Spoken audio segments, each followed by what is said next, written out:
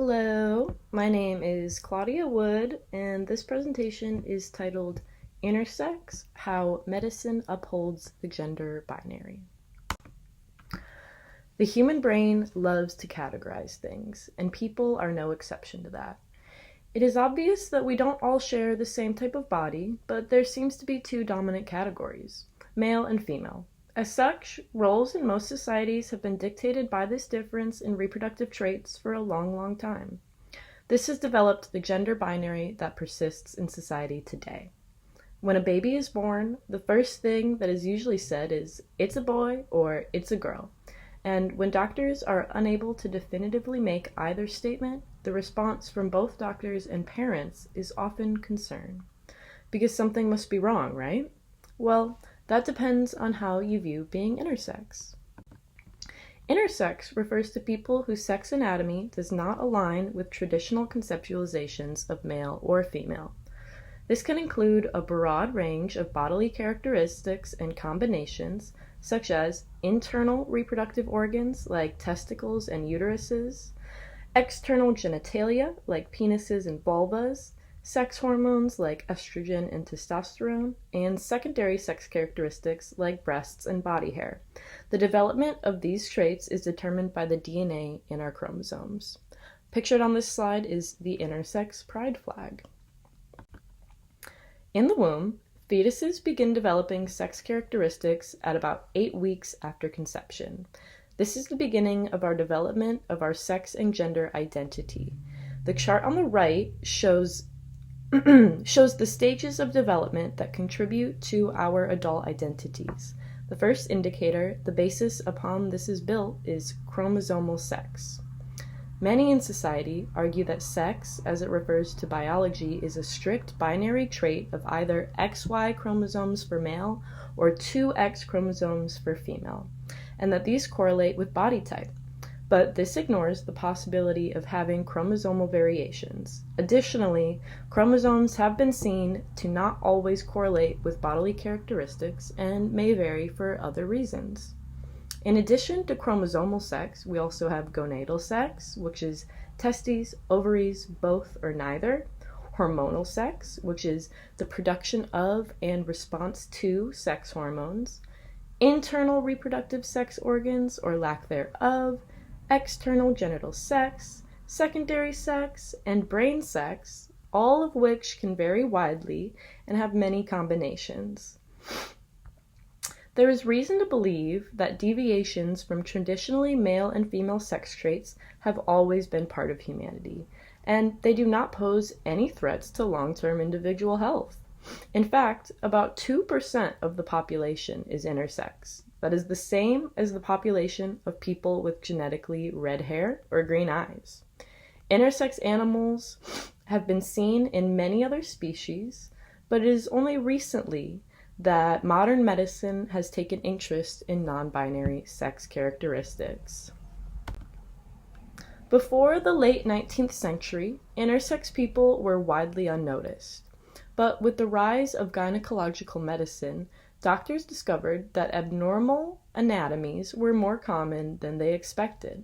The terms hermaphroditism and pseudohermaphroditism were used to describe people who had either obvious or subtle variations from binary sex. These terms are not commonly used today. Pictured here is a statuette of the Greek mythic figure Hermaphroditus, who has both male and female characteristics, and this is where the word hermaphrodite comes from. In the 1800s, doctors could only consider external anatomy in living people, and many intersex bodies were not discovered as such until after death during scientific dissection. According to the Intersex Society of North America, it is presumed that, quote, people with so-called abnormal sex anatomies lived average lives either because their anatomical variance was undetectable or it was not considered especially important. In the 20th century, chromosomal testing technology was developed and the chromosomal variation between females and males was discovered, offering more evidence for classifying men and women differently. With the discovery of the XX versus XY chromosomes, scientists also discovered chromosomal differences in intersex people. It is possible to have XXY or 3X chromosomes and many other variations. This gave doctors another method for identifying intersex people. This was in the 50s, about 70 years ago now, and the meaning of XY and XX chromosomes have become common knowledge, but not many people are even aware that it's pretty common to have a different variation of chromosomes. The current official medical diagnostic term for intersex people is disorders of sex development, or DSD, referring to any combination of sex traits that don't align with the typical male or female. Intersex is not a life-threatening condition. The classification of these bodies as disordered gives medical professionals authority to decide how they are treated and what is considered normal. Intersex traits are sometimes discovered at or before birth, sometimes when puberty hits, sometimes later in life, and sometimes never at all. Treatment varies depending on the type of variation, age, and patient or parental consent. Children diagnosed with DSD often have zero say in the treatment they receive and are treated at the will of their parents. The Intersex Society of North America has provided this diagram seen here as a diagnostic indicator of intersex versus male and female in babies. In the 19th century, cosmetic genital surgery did occur on intersex adults, performed at a patient's request, but it was rare due to safety concerns and a lack of medical necessity. It was sometimes performed on children at the parents' request. It wasn't until about a quarter of the way into the 20th century, with the development of gender confirmation surgery, that medical doctors realized their potential power in controlling sex and gender, primarily along binary standards. Genital surgery and hormone therapy became more commonly recommended for intersex people throughout the 20th century, with increasing rates of procedures on children. Even if the patient is perfectly healthy, the recommended treatment from doctors is cosmetic surgery to align the genitals with one of two options, penis and scrotum or vulva and vagina. Usually, whichever is the path of least resistance is chosen. This surgery is irreversible and can result in long-term issues, sometimes requiring future surgeries. This is a practice that continues today, often on young children who are unable to consent, in the name of normalizing their bodies to avoid potential future stigma. In nearly every case, there is no health-based reason for these surgeries. The majority of sex-aligning surgeries are performed on children under 2 years old and can include repositioning or resizing the clitoris, moving a already working urethra, or removing organs that make sex hormones, all of which can result in scarring, loss of sensation, or infertility. Many of the procedures result in more harm than there would have been without.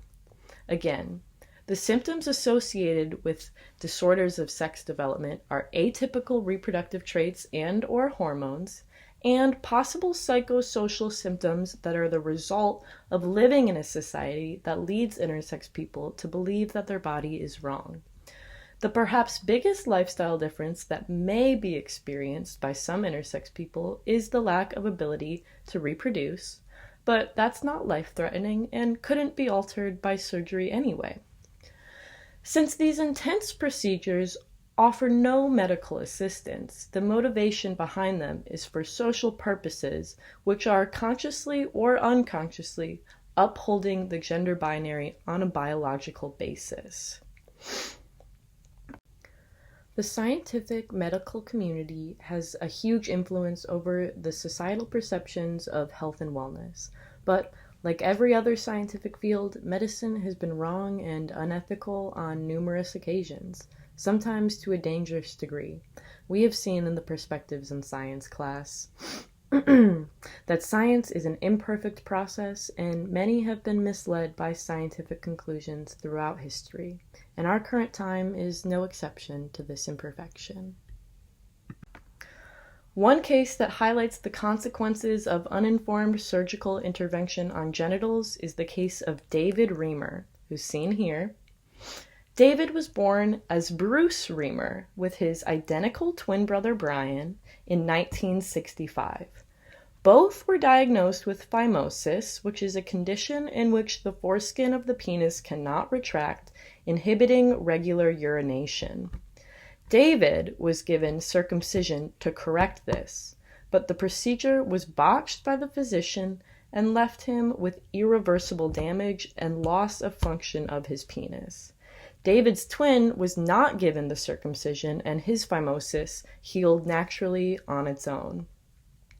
Psychologist John Money was researching gender socialization at the time, and he convinced the Reamer parents that the best course of action was to raise David as a girl and have him undergo sex reassignment surgery for female genitalia.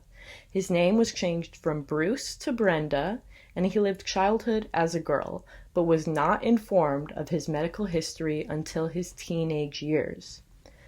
David and Brian, the twin brothers, visited Money through elementary school, unknowingly participating in his research on gender, which involved forcing the children to inspect each other's genitals and perform sexual positions with one another.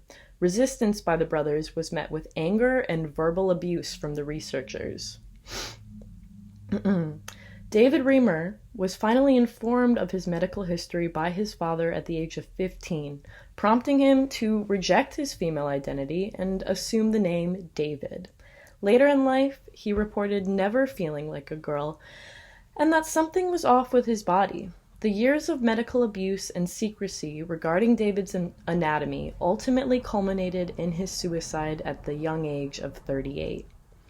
Money's research reinforced the idea that humans must be socialized into one of two categories through childhood, and was used as evidence for the necessity of surgical intervention on intersex bodies to match socialized genders. Many conclusions drawn from Money's research are illegitimate, as his practices were more abusive than informative. While David Reamer was not intersex, this case offers perspective for the damaging effects of genital-altering surgery on children, and the damaging legacy of John Money's research. Looking at intersex in sports. Gender is a hotly contested topic in professional sports. Today, we see debates over the rights of trans people to compete in sports as it aligns with their gender. This too concerns intersex individuals.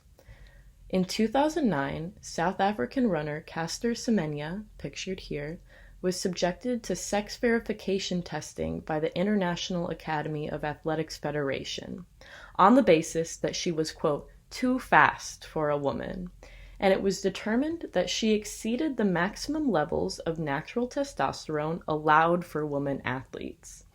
She was barred from competing until undergoing hormone therapy to reduce her testosterone levels. This persisted until 2016, when the testosterone cap was eliminated and her body was again free to produce its natural hormones. These hormone caps were unfortunately reinstated in 2018 on the basis of fairness in female sports. There are no hormone regulations for male sports, so this has primarily affected people competing in female sports who display higher than average testosterone levels. But research has shown that testosterone has almost no correlation with athletic ability. Fairness cannot be achieved if some are excluded from participating in any facet of society. Advocates of intersex people have called for a re-examination of these athletic rulings to better encompass all types of bodies and their athletic abilities. Additionally, advocates urge medical professionals to update their procedures for dealing with intersex bodies to eliminate unnecessary surgical treatment on youth until the individuals are able to consent to that treatment if they so choose. With the advent of the internet, intersex and non-intersex people alike are discovering how common these bodies really are, removing that cloak of secrecy that has hid intersex people from society for so long. This quote from the Intersex Society of North America states, "By 2001, it had become clear to all that the intersex rights movement was not going away. The claims of activists were illustrated in story after story of problematic intersex treatment, as well as in research that strongly suggested gender identity is not simply a matter of nurture." Science and society are always impacting one another. Society has influenced medicine, and medicine has reinforced societal perception, especially on the topic of intersex. The historic gender binary and subsequent gendered traits and roles are informed by very little biological evidence. There is nothing in our DNA that makes little girls inclined to dolls in pink or little boys to trucks in blue. These are socially constructed ideas. People can display a wide range of personality traits, interests, and abilities with no correlation to their gender. But because of the societal gender binary, intersex people are seen as a problem to fix based on the historically narrow understanding of sex anatomy and the arbitrary determination of intersex as a health risk. I really love this quote from Georgian Davis that says, "It is neither possible nor logical to maintain the sex system once we recognize the existence of multidimensional sex variability." Intersex people just existing is evidence that our binary conceptualization of gender roles does not encapsulate the whole range of human sex characteristics. An article by Chase Strangio states, "In the case of both intersex and transgender patients, all we're asking for is the right to decide for ourselves who we are. This means listening to young people and giving them a chance to embrace their identities and bodies and articulate their gender for themselves. At the core of this conversation is the human right to bodily autonomy, no matter the age. There are often no life-threatening consequences of having an intersex body, and medically unnecessary genital-altering surgeries, especially on youth, have more long-term negative effects than positive. The biggest concern surrounding intersex bodies is the threat they pose to the gender binary." So what do we do with this information? Well, it might be time to reconsider our definitions of sex and gender and the implications of each in our society. The World Health Organization defines sex as the biological characteristics that defines humans as female or male. While these sets of biological characteristics are not mutually exclusive, as there are individuals who possess both, they tend to differentiate humans as males and females. The WHO describes gender as the characteristics of women, men, girls, and boys that are socially constructed. This includes norms, behaviors, and roles associated with each. Socially constructed ideas are concepts that are considered true only because many humans agree to believe them. Other examples are countries and money. These definitions describe the very binary perspective of gender held by many societies around the world, including the US. Even though there is an acknowledgement that individuals can possess both male and female characteristics, society continues to insist on identifying individuals in one of two historically strict categories, which have been primarily constructed around differences in genital and reproductive anatomy and resulted in oppressive consequences for many people. I predict that current societal treatment of intersex bodies will be negatively viewed by science of the future, similarly to how we view the historical treatment of people of color, women, and LGBTQIA+ community members. We have the opportunity to expand scientific perspectives regarding sex and gender to be representative of all bodies, allowing us to view humanity as much more versatile and fluid than ever before. I will leave you with this quote from intersex advocate Emily Quinn. Imagine a world where we could live in a society that teaches us not to have shame about the things that our bodies do or do not do. I want to change the way we think about biological sex in this society, which is a lot to ask for, but eventually we accepted the world as round, right? We constantly change and evolve the more we understand about society. Thank you for listening. Here's my first works cited page. And more works cited.